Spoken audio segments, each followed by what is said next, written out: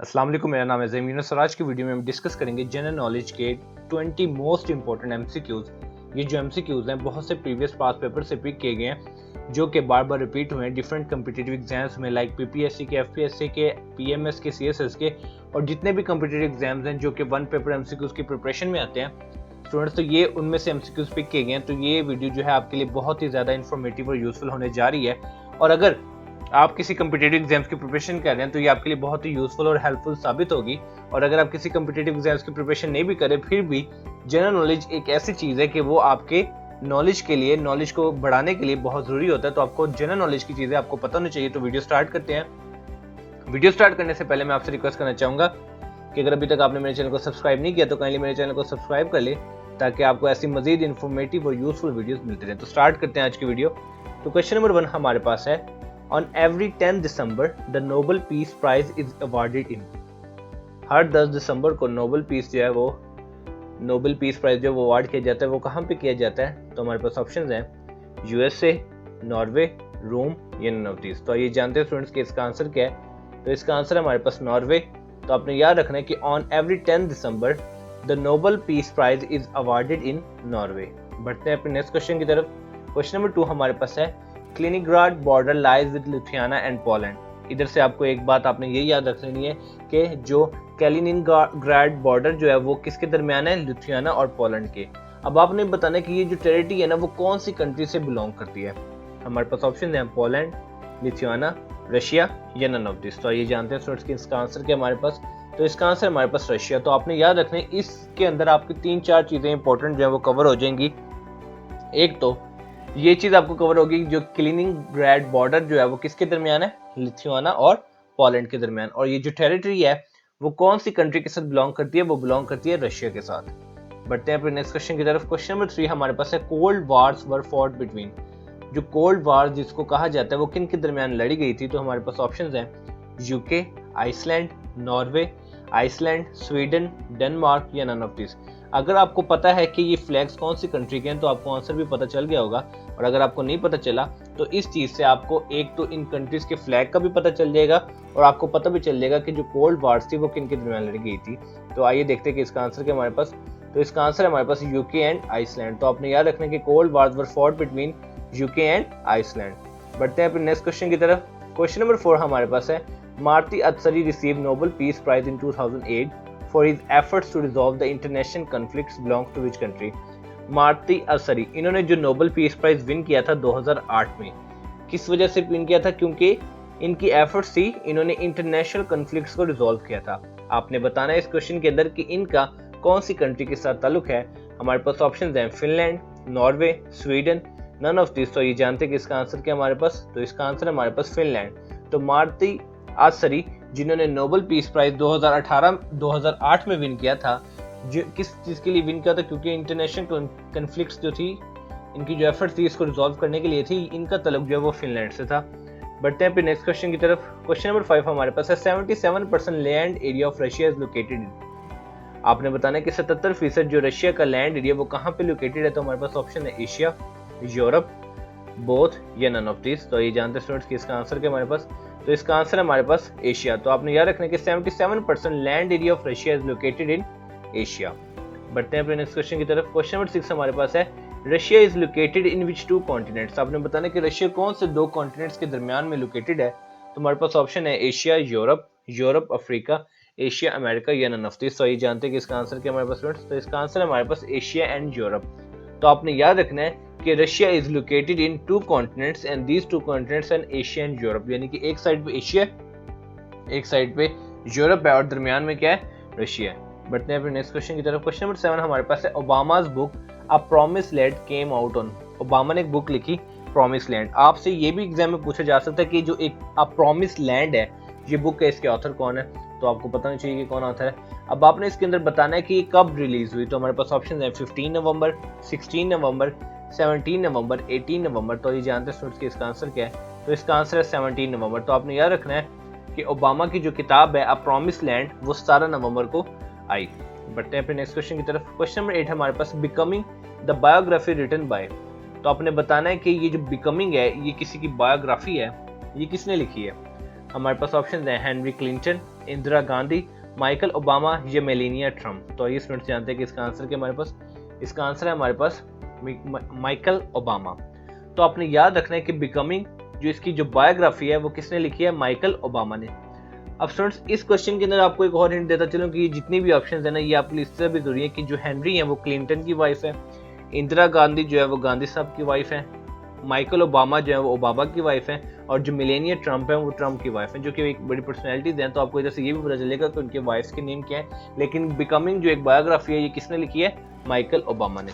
बढ़ते हैं अपने नेक्स्ट क्वेश्चन की तरफ। क्वेश्चन नंबर 9 हमारे पास है, current era of geological time scale is.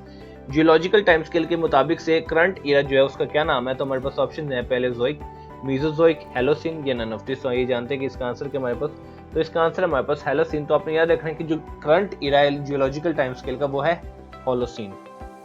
बढ़ते हैं अपने नेक्स्ट क्वेश्चन की तरफ। क्वेश्चन नंबर 10 हमारे पास, Zulfi my friend is book written by. Zulfi my friend यानी कि जो जुल्फकार अली भुट्टो के ऊपर बुक लिखी गई है, जुल्फी माय फ्रेंड जो है यानी कि जुल्फी मेरे दोस्त, ये बुक जो है वो किसने लिखी है। तो हमारे पास ऑप्शन है जुल्फकार अली भुट्टो, M.K. गांधी, के अजीज या पीलो मोडी। तो आइए स्टूडेंट्स जानते हैं कि इसका आंसर क्या हमारे पास, तो इसका आंसर हमारे पास पीलो मोडी। तो आपने याद रखना है कि पीलो मोडी ने ये जो जुल्फी माय फ्रेंड है ये बुक जो है वो पीलो मोडी ने लिखी है, जो कि जुल्फकार अली भुट्टो के बहुत अच्छे दोस्त थे, तो उन्होंने उनके ऊपर एक बुक लिख दी। तो आपने याद रखना है कि Zulfi my friend is a book written by Piloo Mody. बढ़ते हैं नेक्स्ट क्वेश्चन की तरफ। क्वेश्चन नंबर 11 हमारे पास है, the largest ocean of the world is. आपने बताना है कि लार्जेस्ट ओशन जो है वर्ल्ड का वो कौन सा है। तो हमारे पास ऑप्शन है अटलांटिक, पैसिफिक, इंडियन या नन ऑफ दिस। तो ये जानते हैं स्टूडेंट्स कि लार्जेस्ट ओशन जो है वर्ल्ड का कौन सा है। तो हमारे पास इसका आंसर है पैसिफिक। तो आपने याद रखना है कि the largest ocean of the world is Pacific. बढ़ते हैं फिर नेक्स्ट क्वेश्चन की तरफ। क्वेश्चन नंबर 12 हमारे पास है, which from the following countries does not yield veto power. आपने बताना है कि जितनी कंट्रीज मेंशन की है उनमें से कौन सी कंट्री जो कि वीटो पावर यील्ड नहीं करती। तो हमारे पास ऑप्शन है United states, United kingdom, Canada, France. तो ये जानते हैं स्टूडेंट्स कि इसका आंसर क्या हमारे पास, तो इसका आंसर हमारे पास कनाडा। तो आपने याद रखना है कि Canada does not yield veto power. Next question हमारे पास है, the most powerful organ of United nation is. आपने बताना है कि यूनाइटेड नेशंस का सबसे ज्यादा पावरफुल ऑर्गन कौन सा है। तो हमारे पास ऑप्शन है general assembly, security council, secretariat या इंटरनेशनल कोर्ट ऑफ जस्टिस, जिसको अक्सर तौर पे ICJ भी लिखा जाता है। तो ICJ की जो एब्रिविएशन होती है वो होती है इंटरनेशनल कोर्ट ऑफ जस्टिस। और जितने भी हैं ये सारे जो हैं वो ऑर्गन हैं यूनाइटेड नेशंस के। अब आपने बताना है कि इसमें से मोस्ट पावरफुल ऑर्गन क्या है। तो हमारे पास इसका आंसर है सिक्योरिटी काउंसिल। तो आपने याद रखना है कि security council is the most powerful organ of United Nations. बढ़ते हैं अपने नेक्स्ट क्वेश्चन की तरफ। The headquarter of green peas international is located. आपने बताना है कि ग्रीन पीस जो है इंटरनेशनल जो है उसका हेडक्वार्टर जो है वो कहाँ पे वाक़ है। तो हमारे पास ऑप्शन है एम्स्टरडेम, जेनेवा, लिस्बन या ऑस्ट्रिया। तो आइए स्टूडेंट जानते हैं कि इसका आंसर क्या हमारे पास, तो इसका आंसर है हमारे पास एम्स्टरडेम। तो आपने याद रखना है the headquarter of green peas international is located in Amsterdam. बढ़ते हैं नेक्स्ट क्वेश्चन की तरफ। क्वेश्चन नंबर 15 हमारे पास है, 3 May is observed internationally as. आपने बताना है कि 3 मई जो है वो किस लिए ऑब्जर्व किया जाता है। तो हमारे पास ऑप्शन है लेबर डे, एनवायरमेंट डे, अर्थ डे या प्रेस फ्रीडम डे। तो आइए स्टूडेंट जानते हैं कि इसका आंसर क्या हमारे पास, तो इसका आंसर है हमारे पास प्रेस फ्रीडम डे। तो आपने याद रखना है कि 3 May is observed internationally as press freedom day, यानी कि वर्ल्ड प्रेस फ्रीडम डे की बात करें तो ये 3 मई को ऑब्जर्व किया जाता है। और 1 मई को क्या ऑब्जर्व किया जाता है, लेबर डे। आपने मुझे कमेंट्स में बताना है कि एनवायरमेंट डे और अर्थ डे जो है वो कब कब ऑब्जर्व किया जाता है। बढ़ते हैं अपने नेक्स्ट क्वेश्चन की तरफ। क्वेश्चन नंबर 16 हमारे पास है, Suez canal is between.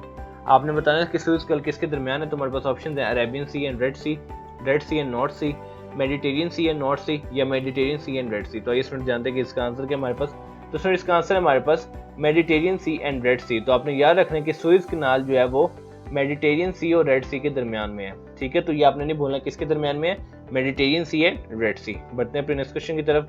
Question number 17 हमारे पास है, the permanent secretariat of SAARC is located in. आपने बताना है कि सार्क का जो परमानेंट सेक्रेटरीट है वो कहाँ पे लोकेटेड है। हमारे पास ऑप्शन है इस्लामाबाद पाकिस्तान, न्यू दिल्ली इंडिया, काठमांडू नेपाल, कोलंबो श्रीलंका। अब देखिए इस क्वेश्चन के अंदर आपको ये भी पता चल जाएगा कि कितने मेंबर्स हैं सार्क के, वो हैं 8। अफगानिस्तान, बांग्लादेश, भूटान, इंडिया, श्रीलंका, पाकिस्तान, नेपाल और मालदीव। इसी तरह आपको पता चल जाएगा इन कंट्रीज के कैपिटल कौन से हैं। पाकिस्तान का कैपिटल इस्लामाबाद, इंडिया का कैपिटल न्यू दिल्ली, नेपाल का कैपिटल है काठमांडू और श्रीलंका का कैपिटल है कोलंबो। अब हम जानते हैं कि परमानेंट सेक्रेटरी जो सार्क है वो कहाँ पे लोकेटेड है। तो हमारे पास इसका आंसर है काठमांडू और नेपाल। तो आपने याद रखना है कि the permanent secretariat of SAARC is located in Kathmandu और नेपाल। और आपने सार्क की एब्रिविएशन भी याद रखनी है। इसकी जो एब्रिविएशन है वो है south Asian association of regional cooperation. ये भी आपसे क्वेश्चन में पूछी जा सकती है किसी क्वेश्चन पेपर में या वैसे आप अपने दोस्तों के दरमियान बैठे तो आपको इतना नॉलेज होनी चाहिए कि जो करंट अफेयर हो, वर्ल्ड के करंट अफेयर हो, इंटरनेशनल अफेयर हो, या जो जनरल नॉलेज की चीज़ें वो आपकी नॉलेज में होनी चाहिए। तो सार की एब्रीविएशन आपने नहीं भूलनी। मैं दोबारा बताता हूँ कि सार की एब्रीविएशन है south Asian association of regional cooperation. बढ़ते हैं अपने नेक्स्ट क्वेश्चन की तरफ। क्वेश्चन नंबर 18 हमारे पास है, which from the following country is not a member of European union.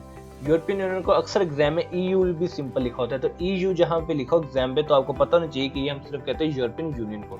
तो आपने बताने की कौन सी कंट्री जो है is not a member of European union. हमारे पास ऑप्शन है नॉर्वे, आयरलैंड, माल्टा, एस्टोनिया। तो आइए जानते हैं कि इसका आंसर हमारे पास, तो इसका आंसर हमारे पास नॉर्वे। तो नॉर्वे जो है ना वो यूरोपियन यूनियन का मेंबर नहीं है। आयरलैंड, माल्टा, एस्टोनिया जो ये हैं यूरोपियन यूनियन के मेंबर्स हैं, जबकि नॉर्वे जो है is not a member of European union. बढ़ते हैं अपने नेक्स्ट क्वेश्चन की तरफ। क्वेश्चन नंबर 19 हमारे पास है, the currency of Israel is. अब स्टूडेंट्स एग्जाम के अंदर करेंसी अक्सर आपसे पूछी जा सकती है, किसी भी कंट्री की करेंसी क्या है, तो आपको पता होना चाहिए कि कौन सी कंट्री की क्या करेंसी है। तो इस क्वेश्चन में हम जानेंगे कि इसराइल की करेंसी क्या है। तो हमारे पास ऑप्शन है यूरो, शेकल, फॉरेंट या करोन। तो आइए जानते हैं स्टूडेंट्स कि इसका आंसर क्या हमारे पास। तो इसका आंसर हमारे पास शेकल। तो आपने याद रखना है कि the currency of Israel is shackle. बढ़ते हैं अपने नेक्स्ट क्वेश्चन की तरफ। क्वेश्चन नंबर 20 हमारे पास है, the largest democratic country in the world is. आपने बताना है कि लार्जेस्ट डेमोक्रेटिक कंट्री जो है वो दुनिया में वो कौन सी है। हमारे पास ऑप्शन है United states, United kingdom, China, India. तो आइए स्टूडेंट्स जानते हैं कि इसका आंसर क्या हमारे पास। तो इसका आंसर है हमारे पास इंडिया। तो आपने याद रखना कि the largest democratic country in the world is India. तो स्टूडेंट्स ये थी आज की वीडियो। उम्मीद करता हूँ ये वीडियो आपको बहुत पसंद आई होगी, जो कि आपके लिए बहुत ही ज़्यादा हेल्पफुल और यूजफुल है। तो इसी तरह की वीडियो देखने के लिए मेरे चैनल को सब्सक्राइब करें और मिलते हैं इंशाल्लाह अपनी नेक्स्ट वीडियो में। तब तक अपना ख्याल रखिए। वस्सलाम।